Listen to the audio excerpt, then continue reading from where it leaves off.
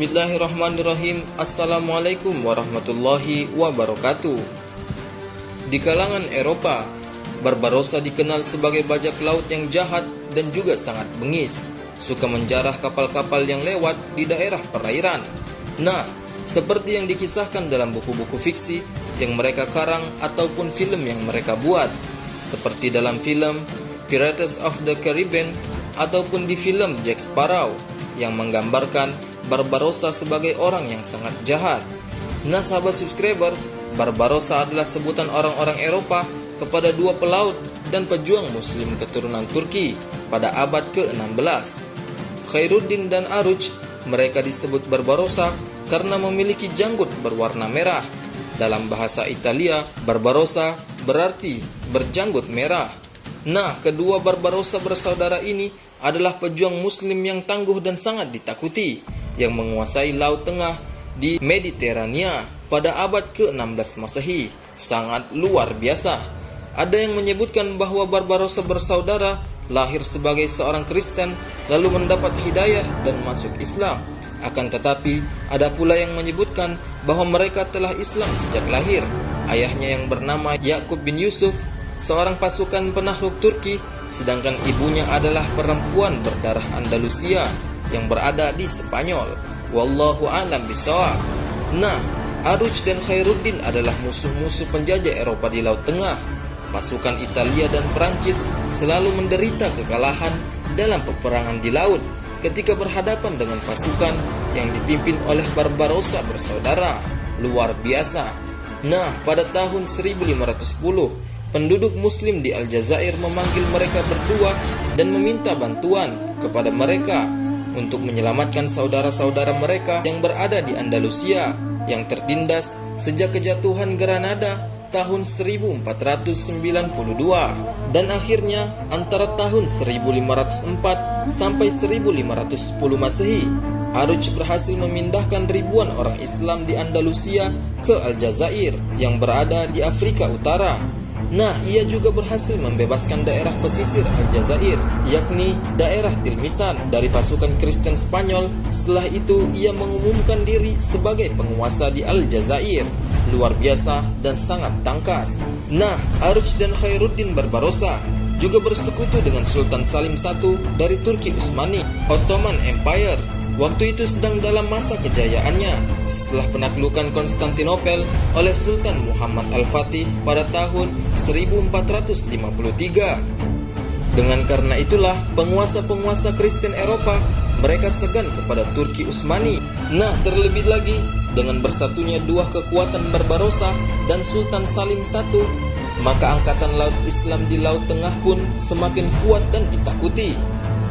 Aruj dan Khairuddin biasa mengirimkan Sultan Salim barang-barang berharga dari hasil rampasan perang mereka, atau biasa disebut sebagai harta ghanimah, yang mereka peroleh dari kapal-kapal pasukan Eropa. Sebagai balasannya, Sultan pun mengirimkan kapal perang kepada mereka dan dilengkapi bahan logistik dan juga tentara. Wah, perniagaan yang sangat menguntungkan.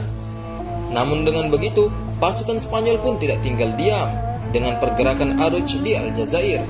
Dan pada tahun 1529, pasukan Spanyol berjumlah 15.000 pasukan menyerang Tilmisan dan berhasil menembus wilayah Aljazair. Dalam penyerangan itu, Aruj disandera lalu dibunuh pada tahun 1528. Setelah kesyahidan Aruj, perjuangannya digantikan oleh saudaranya, yaitu Khairuddin. Khairuddin Barbarossa. Disinilah puncak kejayaannya. Khairuddin Barbarossa menggantikan kepemimpinan sang kakak dan melanjutkan perjuangan melawan pasukan Eropa, terutama pasukan salib Spanyol. Karena ia membutuhkan banyak pasukan untuk melawan Spanyol, maka Khairuddin pun meminta bantuan kepada Sultan Sulaiman Al-Kanuni yang saat itu menggantikan Sultan Salim yang telah meninggal dunia. Sultan Sulaiman pun memberikannya bantuan berupa pasukan dan persenjataan. Dengan bantuan itu, Khairuddin langsung menuju Spanyol untuk menyelamatkan umat Islam di sana dari penindasan umat Kristen Spanyol. Wah, luar biasa sekali, sangat tangkas si Khairuddin Barbarossa ini. Nah, tidak disangka hasilnya pada tahun 1529 Masehi, Khairuddin mampu melakukan apa yang pernah dilakukan oleh kakaknya Aruj. Khairuddin mampu mengalahkan pasukan Spanyol serta sukses menyelamatkan sekitar 70.000 umat Islam di daerah Spanyol dan memindahkan mereka ke daerah Aljazair dengan menggunakan armada 63 kapal dan diusung 7 kali pemberangkatan. Wah, sangat tangguh sekali ya teman-teman. Tidak tinggal diam, kesuksesan ini pun membuat Sultan Sulaiman bangga, lalu memanggilnya untuk datang ke Istanbul. Sultan mengangkatnya sebagai komandan angkatan laut di Turki Utsmani. Sejak itu, Khairuddin Barbarossa mengabdi kepada kekhalifahan Utsmani yang berpusat di Istanbul, Turki, melawan aliansi Eropa. Keberhasilan Khairuddin mengalahkan pasukan Spanyol dan berhasil menyelamatkan puluhan ribu umat Islam membuat Paus di Roma panik. Paus kemudian menyerukan agar Eropa bersatu melawan Khairuddin dan Turki Utsmani. Eropa pun menyatukan kekuatan sebanyak 600 kapal perang berisi 60.000 pasukan dan dipimpin oleh Andrea Doria, pemimpin pasukan Knight of Malta. Wah, ini sangat seru sekali ya teman-teman. Pada tahun 1538, bertemulah dua pasukan di Laut Tengah yang membuat lautan menjadi gelap dan juga sangat mengerikan. 600 kapal aliansi Eropa melawan 122 kapal pasukan Utsmani yang mengangkut 22.000 pasukan. Wah, sangat jauh sekali ya perbandingannya. Jumlah yang sangat jauh perbedaannya ini. Namun dengan izin Allah, pasukan kaum muslimin yang dipimpin oleh Khairuddin Barbarossa berhasil memenangkan pertempuran itu dalam waktu kurang dari 5 jam. Masya Allah, Allahu Akbar. Pertarungan ini menjadi pertarungan yang sangat luar biasa sepanjang sejarah peperangan di lautan. Wah, luar biasa sekali ya.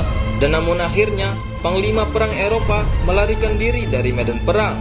Sedangkan pasukan dan kapal mereka kocar-kacir tidak tahu kemana. Banyak korban yang berjatuhan dari pihak musuh.